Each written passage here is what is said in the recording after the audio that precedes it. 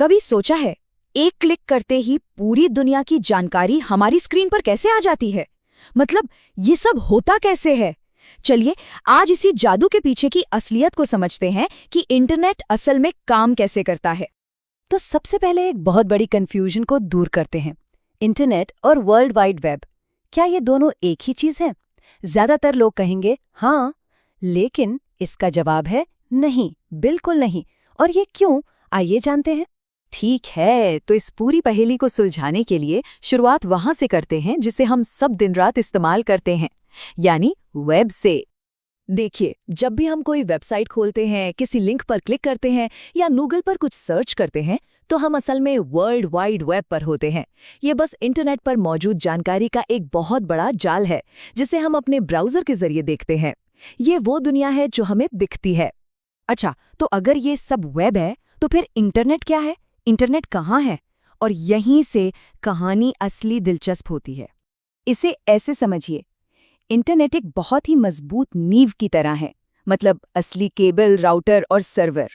और जो वेब है ना, वो उस नींव पर बना एक खूबसूरत घर है, जहां सारी वेबसाइट्स और जानकारी रहती है। हमें घर तो दिखाई देता है, यानी वेब, लेकिन वो घर उस नींव के बिना, मतलब इंटरनेट के बिना, एक पल भी नहीं टिक सकता। तो इंटरनेट ही वो असली ढांचा है। मान लीजिए सड़कों और हाईवे का एक बहुत बड़ा ग्लोबल नेटवर्क, और वेब पर मौजूद सारी जानकारी वो इन सड़कों पर चलने वाली गाड़ियों की तरह है। अब जाहिर है, बिना सड़कों के गाड़ियां भला कहाँ जा पाएंगी? वैसे क्या ये मालूम है कि इंटरनेट की शुरुआत 1960s में एक अमेरिकी मिलिट्री प्रोजेक्ट आर्पानेट के तौर पर हुई थी। मतलब दशकों तक ये सिर्फ वैज्ञानिकों और सेना के पास था, लेकिन फिर 1990s में वर्ल्ड वाइड वेब आया और उसने सब कुछ बदल दिया। अचानक इंटरनेट हम सबकी जिंदगी का हिस्सा बन गया। लेकिन एक सवाल अभी भी है, हजारों किलोमीटर दूर किसी सर्वर से कोई वीडियो या वेबसाइट हमारी स्क्रीन पर पलक झपकते ही कैसे पहुंच जाती है?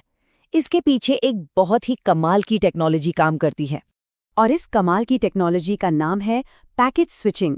सुनने में थोड़ा टेक्निकल लग सकता है, पर यकीन मानिए, इसका तरीका बहुत ही सिंपल और शानदार है। सोचिए कि आपको एक बहुत मोटी किताब किसी को भेजनी है। अब उसे एक बड़े डिब्बे में पैक करके भेजने के बजाय आप हर पन्ने को एक अलग अलग लिफाफे में डालकर भेजते हैं। हर लिफाफा अपना सबसे तेज रास्ता पकड़ता है और मंजिल पर पहुंचकर जादू की तरह सारे पन्ने फिर से सही ऑर्डर में जुड़ जाते हैं। इंटरनेट पर हमारा डेटा ठीक ऐसे ही सफ़र करता है। और इस पूरे सिस्टम को जो चीज़ मुमकिन बनाती है, वो है TCP/IP। आप इसे इंटरनेट का ट्रैफिक पुलिस वाला समझ सकते हैं।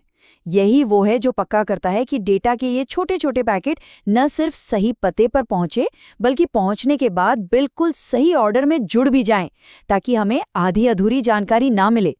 तो ठीक है, हमने ये तो समझ लिया कि इंटरनेट काम कैसे करता है, पर यह है कहाँ? क्या ये सच में, जैसा लोग कहते हैं, क्लाउड में, मतलब बादलों में तैर रहा है? नहीं, क्लाउड शब्द ने हमें एक बहुत बड़ी गलतफहमी में डाल दिया है। सच तो यह है कि इंटरनेट कोई हवा में तैरने वाली चीज नहीं, बल्कि एक ठोस हकीकत है, एक फिजिकल चीज जिसे छुआ जा सकता है। ये क्या है?